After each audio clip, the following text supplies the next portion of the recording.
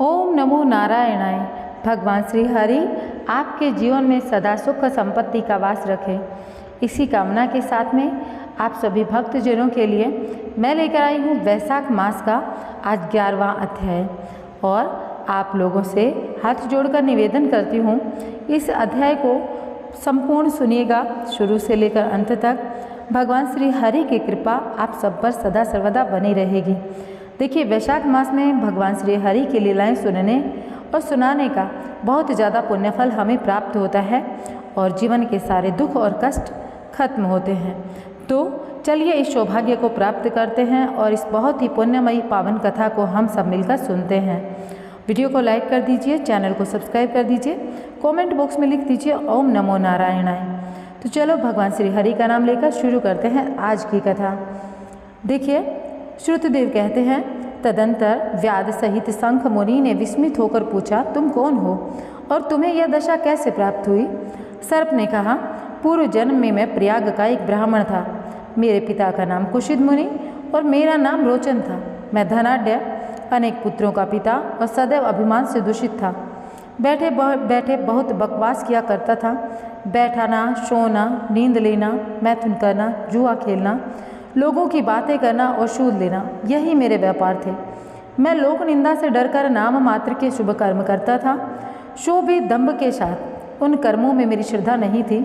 इस प्रकार मुझे दुष्ट और दुर्बुद्धि के कितने ही वर्ष बीत गए। तदंतर इसी वैशाख मास में जयंत नामक ब्राह्मण प्रयाग क्षेत्र में निवास करने वाले पुण्यात्मा द्विजों को वैशाख मास के धर्म सुनाने लगे। स्त्री, पुरुष, क्षत्रिय, वैश्य और शूद्र सहस्त्रों श्रोता प्रातःकाल स्नान करके अविनाशी भगवान विष्णु की पूजा के पश्चात प्रतिदिन जयंत की कही हुई कथा सुनते थे। वे सभी पवित्र एवं मौन होकर उस भगवत कथा में अनुरक्त रहते थे। एक दिन मैं भी कौतूहलवश देखने की इच्छा से श्रोताओं की उस मंडली में जा बैठा।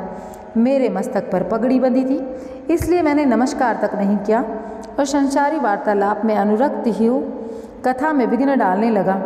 कभी मैं कपड़े फैलाता, कभी किसी की निंदा करता, कभी जोर से हंस पड़ता। जब तक कथा समाप्त हुई तब तक मैंने इसी प्रकार समय बिताया। तत्पश्चात दूसरे दिन सन्निपात रोग से मेरी मृत्यु हो गई।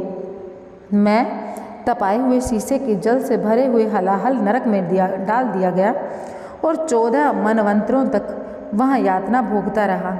उसके बाद 84 लाख योनियों में कर्मशः जन्म लेता और मरता हुआ मैं इस समय क्रूर तमोगुणी सर्प होकर इस वृक्ष के खोखले में निवास करता था। मुने, सौभाग्यवश आपके मुख अरविंद से निकली हुई अमृतमयी कथा को मैंने अपने दोनों नेत्रों से सुना, जिससे तत्काल मेरे सारे पाप नष्ट हो गए। मुनि श्रेष्ठ, मैं नहीं जानता कि आप किस जन्म के मेरे बंधु हैं, क्योंकि मैंने कभी किसी का उपकार नहीं किया, तो मुझ पर आपकी कृपा कैसे हुई?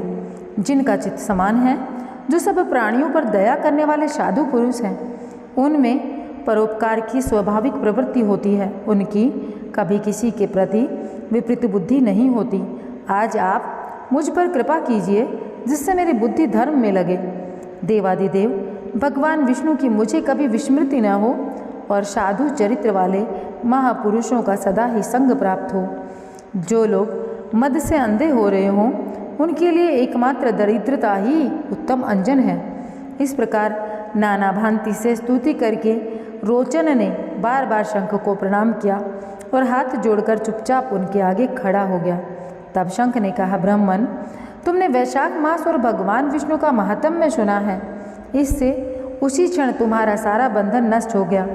द्विज श्रेष्ठ, परिहास, भय, क्रोध, द्वेष, कामना अथवा स्नेह से भी एक बार विष्णु के पापहारी नाम का उच्चारण करके बड़े भारी पाप भी रोग शोक रहित बैकुंठ धाम में चले जाते हैं।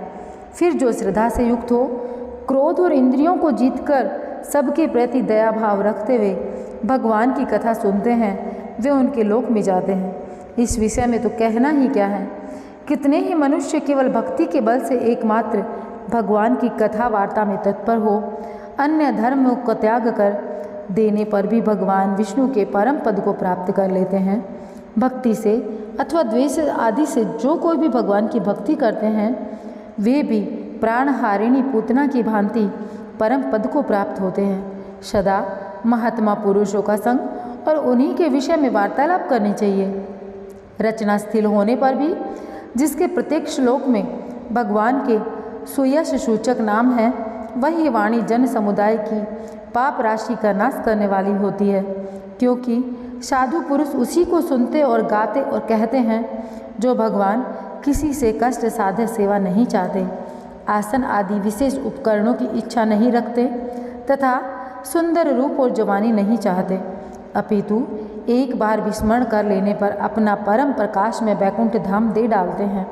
उन दयालु भगवान को छोड़कर मनुष्य किसकी शरण में जाए। उन्हीं रोग शोक से रहित चित्त द्वारा चिंतन करने योग्य अव्यक्त दया निधान भक्त वत्सल भगवान नारायण की शरण में जाओ। महामते, वैशाख मास में कहे हुए इन सब धर्मों का पालन करो, उससे प्रसन्न होकर भगवान जगन्नाथ तुम्हारा कल्याण करेंगे। ऐसा कहकर शंख मुनि व्याधि की ओर देखकर चुप हो रहे। तब उस दिव्य पुरुष ने पुनः इस प्रकार कहा, मुने, मैं धन्य हूँ, आप जैसे दयालु महात्मा ने मुझ पर अनुग्रह किया है। मेरी कुत्सित योनि दूर हो गई, अब मैं परम गति को प्राप्त हो रहा हूँ। यह मेरे लिए सौभाग्य की बात है। यूँ कहकर दिव्य पुरुष ने शंख मुनि की परिक्रमा की तथा उनकी आज्ञा लेकर वह दिव्य लोक को चला गया। तदंतर संध्या हो गई। व्याध ने शंख को अपनी सेवा संतुष्ट किया और उन्होंने सायंकाल की संध्या उपासना करके शेष रात्रि व्यतीत की। भगवान के लीला अवतारों की कथा वार्ता द्वारा रात व्यतीत करके शंख मुनि ब्रह्म मुहूर्त में उठे और दोनों पैर धोकर मौन भाव से तारक ब्रह्म का ध्यान करने लगे। तत्पश्चात शौच आदि क्रिया से निवृत्त होकर वैशाख मास में सूर्योदय से पहले स्नान किया और संध्या तर्पण आदि सब कर्म समाप्त करके उन्होंने हर्षयुक्त हृदय से व्याध को बुलाकर उसे राम इस 2 अक्षर वाले नाम का उपदेश दिया, जो वेद से भी अधिक शुभकारक है। उपदेश देकर इस प्रकार कहा, भगवान विष्णु का एक एक नाम भी संपूर्ण वेदों से अधिक महत्वशाली माना गया है। ऐसे में अनंत नामों से अधिक है भगवान विष्णु का सहस्त्र नाम। उस सहस्त्र नाम के समान राम नाम माना गया है। इसलिए व्याध, तुम निरंतर राम नाम का जाप करो और मृत्यु पर्यंत मेरे बताए हुए धर्मों का पालन करो। इस धर्म के प्रभाव से तुम्हारा वाल्मीकि में दूसरा जन्म होगा और तुम इस पृथ्वी पर वाल्मीकि ऋषि के नाम से प्रसिद्ध होोगे। व्याध को ऐसा आदेश देकर मुनिवर शंख ने दक्षिण दिशा को प्रस्थान किया। व्याध ने भी शंख मुनि के परिक्रमा करके बार बार उनके चरणों में प्रणाम किया और जब तक वे दिखाई दिए तब तक उन्हीं की ओर देखता रहा। फिर उसने अति योग्य वैशाख उक्त धर्मों का पालन किया। जंगली कैद, कटहल, जामुन और आम आदि के फलों से राह चलने वाले थके मांदे पथिकाओं को वह भोजन कराता। जूता, चंदन, छाता, पंखा आदि के द्वारा बालू के बिछावन और छाया आदि की व्यवस्था से पथिकों के परिश्रम और पसीने का निवारण करता। प्रातःकाल स्नान करके दिन रात राम नाम का जप करता। इस प्रकार धर्म अनुष्ठान करके वह दूसरे जन्म में वाल्मीकि का पुत्र हुआ। उस समय वह महायशस्वी वाल्मीकि के नाम से विख्यात हुआ। उन्हीं वाल्मीकि जी ने अपनी मनोहर प्रबंध रचना द्वारा संसार में दिव्य राम कथा को प्रकाशित किया, जो समस्त कर्म बंधनों का उच्छेद करने वाली है। मिथिलापते देखो, वैशाख का महात्म्य कैसा ऐश्वर्य प्रदान करने वाला है, जिससे एक व्याध भी परम दुर्लभ ऋषि भाव को प्राप्त हो गया। यह रोमांचकारी उपाख्यान सब पापों का नाश करने वाला है। जो इसे सुनता है, सुनाता है, वह पुनः माता के स्तन का दूध पीने वाला नहीं होता। तो प्रिय भक्तों, कथा को आगे बढ़ाने से पहले मैं आप लोगों से कहना चाहूँगी कि अगर आप लोगों ने अभी तक चैनल को सब्सक्राइब नहीं किया है तो सब्सक्राइब करके कमेंट बॉक्स में लिखिए ओम नमो नारायणाय। श्रुतदेव जी बोले, सूर्य के मेष राशि पर स्थित होने पर वैशाख मास में 30 तिथियाँ पुण्यदायिनी मानी गई हैं। एकादशी में किया हुआ पुण्य कोटि गुना होता है। उसमें स्नान, दान, तपस्या, होम, देव पूजा, पुण्यकर्म एवं कथा का श्रवण किया जाए तो वह तत्काल मुक्ति देने वाला है। जो रोग आदि से ग्रस्त और दरिद्रता से पीड़ित हो, वह मनुष्य इस पुण्यमयी कथा को सुनकर कृत्य होता है। वैशाख मास में मन से सेवन करने योग्य है, क्योंकि वह समय उत्तम गुणों से युक्त है। दरिद्र, धनाढ्य, पंगु, अंधा, नपुंसक, विधवा, साधारण स्त्री, पुरुष, बालक, युवा, वृद्ध तथा रोग से पीड़ित मनुष्य ही क्यों न हो, वैशाख मास का धर्म सबके लिए अत्यंत सुख साध्य है। परम पुण्य में वैशाख मास में जब सूर्य मेष राशि में स्थित होता है तब पाप नाशिनी अमावस्या कोटि गया के समान फल देने वाली होती है। राजन, जब पृथ्वी पर राज ऋषि सावर्णी का शासन था उस समय 30वें कलयुग के अंत में सभी धर्मों का लोप हो चुका था। उसी समय आनर्त देश में धर्मवर्ण नाम से विख्यात एक ब्राह्मण थे। मुनिवर धर्मवर्ण ने उस कलयुग में किसी समय महात्मा मुनियों के छत्र छाया में सम्मिलित होने के लिए पुष्कर क्षेत्र की यात्रा की। वहाँ कुछ व्रतधारी महर्षियों ने कलयुगी की प्रशंसा करते हुए इस प्रकार कहा था, सतयुग में भगवान विष्णु को संतुष्ट करने वाला जो पुण्य 1 वर्ष में साध्य है वही त्रेता में 1 मास में और द्वापर में 15 दिनों में साध्य होता है। परंतु कलयुग में भगवान विष्णु का स्मरण कर लेने से ही उससे 10 गुना पुण्य प्राप्त होगा। कली में बहुत थोड़ा पुण्य भी कोटि गुना होता है। जो एक बार भी भगवान का नाम लेकर दया दान करता है और दुर्भिक्ष में अन्न देता है वह निश्चय ही ऊर्ध्वलोक में गमन करता है। यह सुनकर देवर्षि नारद हंसते हुए उन्मत्त के साथ नृत्य करने लगे। सभासदों ने पूछा, नारद जी यह क्या बात है? तब बुद्धिमान नारद जी हंसते हुए उन सबको उत्तर देते हैं, आप लोगों का कथन सत्य है, इसमें कोई संदेह नहीं कि कलयुग में स्वल्प कर्म से भी महान पुण्य का साधन किया जाता है तथा कलेशों का नाश करने वाले भगवान केशव स्मरण मात्र से प्रसन्न हो जाते हैं। तथापि मैं आप लोगों से यह कहता हूँ कि कलयुग में ये 2 बातें दुर्घट हैं, शीर्षेंद्रिय का निग्रह और जिह्वा को वश में रखना। ये दोनों कार्य जो सिद्ध कर ले वही नारायण स्वरूप है। अतः कलयुग में आपको यहाँ नहीं ठहरना चाहिए।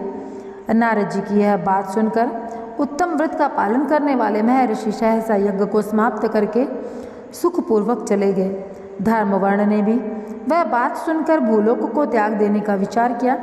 उन्होंने ब्रह्मचर्य व्रत धारण करके दंड और कमंडलू हाथ में लिया और जटावल्करधारी होकर वे कलयुग के अनाचारी पुरुषों को देखने के लिए घर छोड़कर चल दिए। उनके मन में बड़ा विस्मय हो रहा था।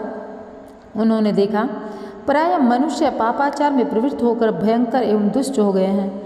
ब्राह्मण पाखंडी हो चले हैं, शूद्र संन्यास धारण करते हैं, पत्नी अपने पति से द्वेष रखती हैं, शिष्य गुरु से वैर करता है, सेवक स्वामी के और पुत्र पिता के घात में लगा हुआ है। ब्राह्मण शूद्रवत और गौवें बकरियों के समान हो गई हैं। वेदों में गाथा की प्रधानता रह गई है। शुभ कर्म साधारण लौकिक कृत्यों के समान रह चुके हैं। इनके प्रति किसी भी महत्व बुद्धि नहीं है। भूत प्रेत और पिशाच आदि की उपासना चल पड़ी है। सब लोग मैथुन से आसक्त हैं और उसके लिए अपने प्राण भी खो बैठते हैं। सब लोग झूठी गवाही देते हैं। मन में सदा छल और कपट भरा रहता है। कलयुग में सदा लोगों के मन में कुछ और वाणी में कुछ और क्रिया में कुछ और ही देखा जाता है। सबकी विद्या किसी न किसी स्वार्थ को लेकर होती है। केवल राजभवन में उसका आदर होता है। संगीत आदि कलात्मक विद्याएं भी राजाओं को प्रिय हैं। कली में अधम मनुष्य पूजे जाते हैं और श्रेष्ठ पुरुषों की अवहेलना होती है। कली में वेदों के विद्वान ब्राह्मण दरिद्र होते हैं। लोगों में प्रायः भगवान की भक्ति नहीं होती। पुण्य क्षेत्र में पाखंड अधिक बढ़ जाता है। शूद्र लोग जटाधारी तपस्वी बनकर धर्म की व्याख्या करते हैं। सभी मनुष्य अल्पायु, दयाहीन और शठ होते हैं। कली में प्रायः सभी धर्म के व्याख्याता बन जाते हैं और दूसरों से कुछ लेने में ही उत्सव मानते हैं। अपनी पूजा कराना चाहते हैं और व्यर्थ ही दूसरों की निंदा करते हैं। अपने घर पर आने पर सभी अपने स्वामी के दोषों की चर्चा में तत्पर रहते हैं। कली में लोग साधुओं को नहीं जानते, पापियों को बहुत ज़्यादा आदर देते हैं। दुराग्रही लोग इतने दुराग्रही होते हैं कि साधु पुरुषों के एक दोष का भी ढिंढोरा पीटते हैं और पाप आत्माओं के दोष समूह को भी गुण बतलाते हैं। कली में गुणहीन मनुष्य दूसरों के गुण न देखकर उनके दोष ही ग्रहण करते हैं। जैसे पानी में रहने वाले जोंक प्राणियों के रक्त पीती है, जल नहीं पीती, उसी प्रकार जोंक के धर्म से संयुक्त हो मनुष्य दूसरे का रक्त चूसते हैं। धर्म से संयुक्त होकर रक्त जब चूसते हैं तो औषधियाँ शक्तिहीन होती हैं, ऋतुओं में उलटफेर हो जाता है, सब राष्ट्रों में अकाल पड़ता है, कन्या योग्य समय में संतान उत्पत्ति नहीं करती। लोग नट और नृतकों की विद्याओं से विशेष प्रेम करते हैं। जो वेदांतों की विद्याओं में तत्पर और अधिक गुणवान हैं, उन्हें अज्ञानी मनुष्य सेवक की दृष्टि से देखते हैं, वे सब के सब भ्रष्ट होते हैं। कली में प्रायः लोग श्राद्ध कर्म का त्याग करते हैं, वैदिक कर्मों को छोड़कर बैठते हैं। प्रायः जिह्वा पर भगवान विष्णु के नाम कभी नहीं आते। लोग श्रृंगार रस में आनंद का अनुभव करते हैं और उसी के गीत गाते हैं। कलयुग मनुष्यों में न कि कभी भगवान विष्णु की सेवा देखी जाती है, न शास्त्रीय चर्चा होती है, न कहीं यज्ञ की दीक्षा, न ही विचार का लेस, न ही तीर्थ यात्रा, न दान धर्म ही होते देखे जाते हैं। यह कितने आश्चर्य की बात है। उन सबको देखकर धर्म वर्ण को बड़ा भय लगा। पाप से कुल की हानि होती देख अत्यंत आश्चर्य से चकित हो दूसरे द्वीप में वह चला गया। सब द्वीपों और लोकों में विचरते हुए बुद्धिमान धर्मवर्ण किसी समय कौतूहलवश पितृलोक में गया। वहाँ उन्होंने कर्म से कष्ट पाते हुए पितरों को बड़ी भयंकर दशा में पाया और वे दौड़ते रोते गिरते पड़ते थे। उन्होंने अपने पितरों को भी नीचे अंधकूप में पड़े हुए देखा। उन्हें देखकर आश्चर्यचकित होकर दयालुता के साथ में पूछा, आप लोग कौन हैं? किस दुस्तर कर्म के प्रभाव से इस अंधकूप में पड़े हैं? पितरों ने कहा, हम श्रीवत्स गोत्र वाले हैं। पृथ्वी पर हमारी कोई संतान नहीं रह गई, अतः हम श्राद्ध और पिंड से वंचित हैं, इसलिए यहाँ हमें नरक का कष्ट भोगना पड़ता है। संतानहीन दुरात्माओं का अंधकूप में पतन होता है। हमारे वंश में एक ही महायशस्वी पुरुष है जो धर्मवर्ण के नाम से विख्यात है, किंतु वह विरक्त होकर अकेला घूमता फिरता है। उसने ग्रस्त धर्म को स्वीकार नहीं किया। वह एक ही तंतु हमारे कुल में अवशिष्ट है। उसकी भी आयु क्षीण हो जाने पर हम लोग घोर अंधकूप में गिरे पड़ेंगे, जहाँ से फिर निकलना कठिन होगा। इसलिए तुम पृथ्वी पर जाकर धर्मवर्ण को समझाओ। हम लोग दया के पात्र हैं। हमारे वचनों से उसको यह बताओ कि हमारी वंश रूपा दुर्वा को काल रूपी चूहा प्रतिदिन खा रहा है। कर्मशः सारे वंश का नाश हो गया, एक तुम ही बचे हो। जब तुम भी मर जाओगे तब संतान परंपरा न होने के कारण तुम्हें भी अंधकूप में गिरना पड़ेगा। इसलिए ग्रस्त धर्म को स्वीकार करो और संतान की वृद्धि करो। इससे हमारी और तुम्हारी दोनों की ऊर्ध्व गति होगी। यदि एक भी पुत्र वैशाख माघ अथवा कार्तिक मास में हमारे उद्देश्य से भगवान स्नान श्राद्ध और दान करेगा तो उससे हम लोगों की ऊर्ध्व गति होगी और नरक से उद्धार हो जाएगा। यदि एक पुत्र भी विष्णु जी का भक्त हो जाए, एक भी एकादशी का व्रत करने लगे, अथवा यदि एक भी भगवान विष्णु की पापनाशक कथा श्रवण करे, तो उसकी शो बीती हुई पीढ़ियों तथा शो भावी पीढ़ियों का उद्धार होता है। वे पीढ़ियाँ पाप से आवृत होने पर भी नरक का दर्शन नहीं करती। दया और धर्म से रहित उन बहुत से पुत्रों के जन्म से क्या लाभ जो कुल में उत्पन्न होकर सर्वव्यापी भगवान नारायण की पूजा नहीं करते। इस प्रकार प्रिय वचनों द्वारा धर्मवर्ण को समझाकर तुम उसे विरक्ति पूर्वक ब्रह्मचर्य आश्रम से ग्रस्त आश्रम में प्रवेश करने की सलाह दो। पितरों की यह बात सुनकर धर्मवर्ण अत्यंत विस्मित हुआ और हाथ जोड़कर बोला, मैं ही धर्मवर्ण नाम से विख्यात आपके वंश का दुराग्रही बालक हूँ। यज्ञ में महात्मा नारद जी का यह वचन सुनकर कलयुग में प्राय कोई भी रसन इंद्रिय और श्रीन इंद्रिय को दृढ़तापूर्वक संयम में नहीं रखता। मैं दुर्जनों की संगति से भयभीत हो अब तक दूसरे द्वीपों में घूमता रहा। इस कलयुग के 3 चरण बीत गए, अंतिम चरण में भी 3.5 भाग व्यतीत हो चुके हैं। मेरा जन्म व्यर्थ बीता, क्योंकि जिस कुल में मैंने जन्म लिया उसमें माता पिता के ऋण को भी मैंने नहीं चुकाया। पृथ्वी के भारभूत उस शत्रुतुल्य पुत्र के उत्पन्न होने से क्या लाभ जो पैदा होकर भगवान विष्णु देवताओं और पितरों की पूजा न कर सके। मैं आप लोगों की आज्ञा का पालन करूंगा। बताइए, पृथ्वी पर किस प्रकार मुझे कलयुग से और संसार से भी बाधा नहीं प्राप्त होगी। धर्मवर्ण की बात सुनकर पितरों के मन को कुछ आश्वासन मिला। वे बोले, बेटा तुम गृहस्थ आश्रम स्वीकार करके संतान उत्पत्ति के द्वारा हमारा उद्धार करो। जो भगवान की विष्णु की कथा में अनुरक्त होंगे, निरंतर श्री हरि का स्मरण करते रहेंगे और सदाचार के पालन में तत्पर होते हैं, उन्हें यह कलयुग बाधा नहीं पहुंचाता। मानद जिसके घर में शालिग्राम शिला अथवा महाभारत के पुस्तक हो, उसे भी कलयुग बाधा नहीं देता। जो वैशाख मास के धर्मों का पालन करता है, माघ स्नान में तत्पर होता है और कार्तिक में दीप जलाता है, उसे भी कालिकी की बाधा प्राप्त नहीं होती। जो प्रतिदिन महात्मा भगवान विष्णु की पापनाशक एवं मोक्षदायिनी दिव्य कथा सुनता है, जिसके घर में बलि वैश्वदेव होता है, शुभकारिणी तुलसी स्थित होती है, जिसके आंगन में उत्तम गौ रहती है, उसे भी कलयुग बाधा नहीं देता। अतः इस पापात्मक युग में भी तुम्हें कोई भय नहीं है। बेटा शीघ्र पृथ्वी पर जाओ। इस समय वैशाख मास चल रहा है। यह सबका उपकार करने वाला मास है। सूर्य के मेष राशि में स्थित होने पर 30 तिथियां पुण्यदायिनी मानी गई हैं। एक एक तिथि में किया हुआ पुण्य कोटि कोटि गुना अधिक होता है। उनमें भी जो वैशाख मास की अमावस्या तिथि है, वह मनुष्यों को मोक्ष देने वाली है, देवताओं और पितरों को बहुत प्रिय है, शीघ्र ही मोक्ष की प्राप्ति कराने वाली है। जो उस दिन पितरों के उद्देश्य से श्राद्ध करते हैं और जल से भरा हुआ घड़ा एवं पिंड देते हैं, उन्हें अक्षय फल की प्राप्ति होती है। अतः महामते, तुम शीघ्र जाओ और पिंडदान करो। सबका उपकार करने के लिए गृहस्थ धर्म का आश्रय लो। धर्म अर्थ और काम से संतुष्ट हो, उत्तम संतान पाकर फिर मुनिव्रति से रहते हुए सुखपूर्वक द्वीप द्वीपांतर में विचरण करो। पितरों के इस प्रकार आदेश देने पर धर्मवर्ण मुनि शीघ्रतापूर्वक भूलोक में गए। वहाँ मेष राशि में सूर्य देव के स्थित रहते हुए वैशाख मास में प्रातःकाल स्नान करके देवताओं, ऋषियों तथा पितरों का तर्पण किया। फिर कुंभदान सहित पाप विनाशक श्राद्ध करके उसके द्वारा पितरों को पुनरावृत्ति रहित मुक्ति प्रदान की।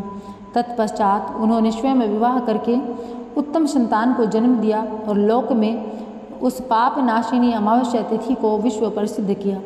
तदंतर वे भक्तिपूर्वक भगवान की आराधना करने के लिए हर्ष के साथ गंधमादन पर्वत पर चले गए।